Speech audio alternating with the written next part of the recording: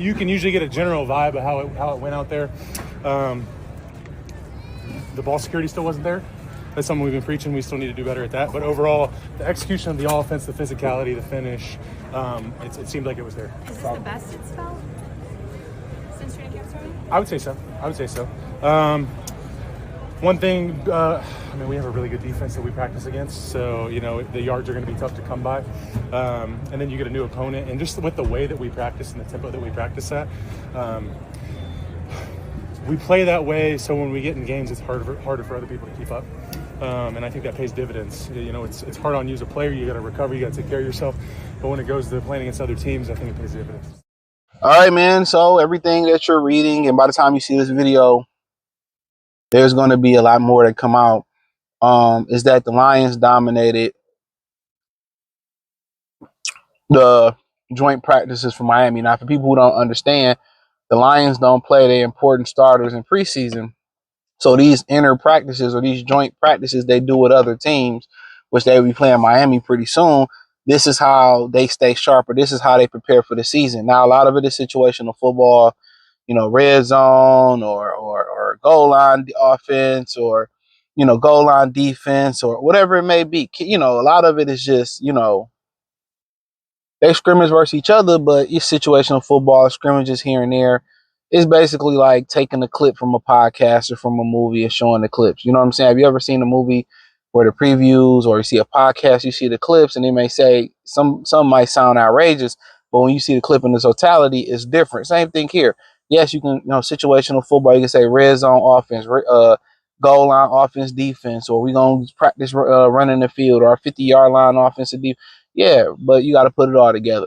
You know what I'm saying? It might look different, but for the most part, this is how they stay sharp, and you can get injured. And my prayers go out to Penn State's Chop Robinson, who got injured, got carted off the field in these joint practices. But everything you heard, Amon-Ra Brown, the offense, they look as good as they ever have looked. They've looked as good, reportedly, as in Allen Park, as they look as good as they have been looking all offseason. This is really when they've been doing really well.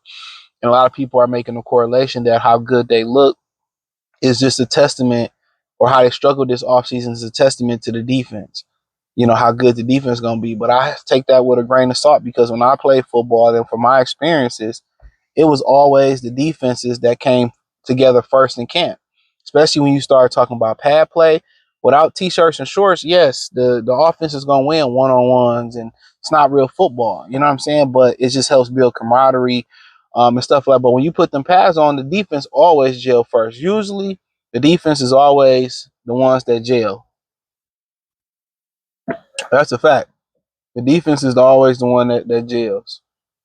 So, yeah, this always comes together first. And defense is it's more simplistic than the NFL offense, but for the most part, St. Brown showed out. They said the run game looked as good as it did, and for the most part, I think they know what they're gonna expect from the run game. But at this point, it's just probably the offensive line getting together, and Miami ain't looking to be world beaters this year. It seems like Mike McDaniels might be on his way out from the looks of it.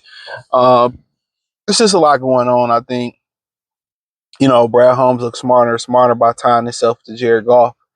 Even if they don't win a Super Bowl, really he found stability at the quarterback, and then listen to guys like me and went to go draft a quarterback. But he found stability in the quarterback, and that's the thing about it. You find stability in the quarterback, you good. Mike McDaniels hitched his whack, even though Mike McDaniels, in his opinion, he didn't pick, from my recollection, he didn't pick Tua Tagovailoa. I don't think he was the head coach when they picked Tua. Okay. I know Chris Greer, if he's still the GM, he picked Tua over Justin Herbert. So he can be like, hey, Tua's not my guy. Buy me some time. And sometimes it worked that way. Sometimes it don't. But I say this, I wouldn't get rid of Mike McDaniels. I would let him go evaluate his quarterback and get the quarterback that he wants. But I also think Mike McDaniels need to probably put a little bit more emphasis on the defensive side of the ball. But I think he's a rock star. I think Mike McDaniels is a fucking rock star. So if I'm him, if I'm Miami, I don't get rid of him.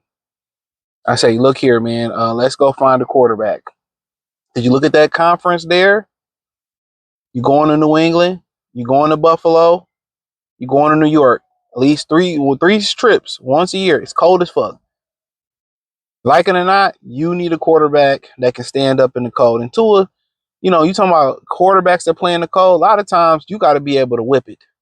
You in Chicago, you got to be able to throw that thing. You in Buffalo, you got to be able to throw that thing. When you with the Jets, you got to be able to throw that thing. You up there in Lambeau, you got to be able to throw that thing. And a lot of times, you got to make sure you have big hands too. So honestly, they need to hitch their wagon and let him pick a quarterback. Because Tua not gonna stay healthy. You notice when a lot of those Polynesian quarterbacks, they can't stay healthy. Marcus Mariota, they don't have enough weight to deal. Even with the you ever play Madden, you can change the sliders. Even though with the sliders, favoring not being injured, they still get injured. In today's, you can't do what you used to do with the quarterback. If you don't believe me, go watch what Lawrence Taylor did to Joe Theismann. It's one of the most gruesome plays in NFL history. Still to this day, it's hard to watch. But they got rid of Jalen Ramsey. I mean, the defensive coordinator left at the beginning of last season, ended up winning the championship with Philly. He said they didn't take it serious. So it's kind of hard to build a winner in Philly. I mean, in Miami, because it's distractions. Guys go down there to party. Guys go down there for the lifestyle. I don't go down there where football games. Remember, Sue went down there. I think he made a Pro Bowl. You didn't hear Sue no more for real when he went down there. People love the lifestyle, and everybody is not. Majority of guys that probably pay in Miami, they ain't trying to win. They enjoy the lifestyle. Tyreek, the reason Tyreek missing winning football games is because he not getting his catches. He not getting the notoriety. You know what I'm saying? They trying to say, oh, you ain't a top 5 receiver no more. He like, oh, it's because of the quarterback. It's like, you knew the motherfucker was injured when you got there. But Miami, in that division, I like Drake May. I might be in the minority there. I like him a lot. I'll be pulling for Aaron Glenn. So they got a talented football team. Buffalo is Buffalo. They've signed James Cook, so shout out to them. I like some James Cook. No Diddy, no Harvey Weinstein, no Kevin Spacey. So be a tough division. It wouldn't surprise me if they won the division. They got a talented football team, but Miami. But yeah, us running over them like that is a joint practice. It's 3 weeks into training camp. They won't be a finished product. Hopefully, Chop Robinson get well. Hopefully, we remain healthy and we go our separate ways. But to be honest, the Lions, they've been through this program. What is this? The 4th year they've been here. Boom, boom, boom, boom. 5th time they going through this situation, so they know what to expect. I heard F.A. Melifanu and J-Mo got into it. That's good money. F.A. playing over there, and had he remained healthy, he'd still be playing here. But if he can stay healthy, Miami got a good one. In addition to that, Isaac Tesla got into one of the corners. Was it Jack Jones or something like that? And stood his ground. And what's so funny? He was at work having a conversation about Tesla. A lot of people don't know he was from Michigan, from Hudsonville. And I was like, he's literally probably in America right now the most athletic American, maybe even European born white boy in America. And I said, shit, he might be a top 2% in all of America athletic wise. I mean, the guy's 6'4", 214. He benched 225 17 times, which is amazing at 214. I hurt my back deadlifting today, but we alive, barely. But I'm thinking it was my lumbar. It was my sacrum. So that's pretty. I fainted. Shit was crazy. I deadlifted and fainted. It was crazy. But it was like 5 a.m. I did. What did I this week? I did 11 yesterday, 12 Monday, and it's Wednesday today. So I'm doing like a 10-ish today. Depends. So in the money up. But nonetheless, I'm alive. But 6'4", 214, bench at 225, 17, ran a 4.43, almost a 40-inch vertical, 39.5-inch. That's an elite. He's one of the most elite athletes in all of America, I say. He got to be a top 5%er, right? Top 3. I'm being nice. Those are impressive numbers as an athlete in general. Jesus Christ. And he physical? But hey, thumbs up the video, share the video, subscribe to the channel, and subscribe button, it's the bell icon button.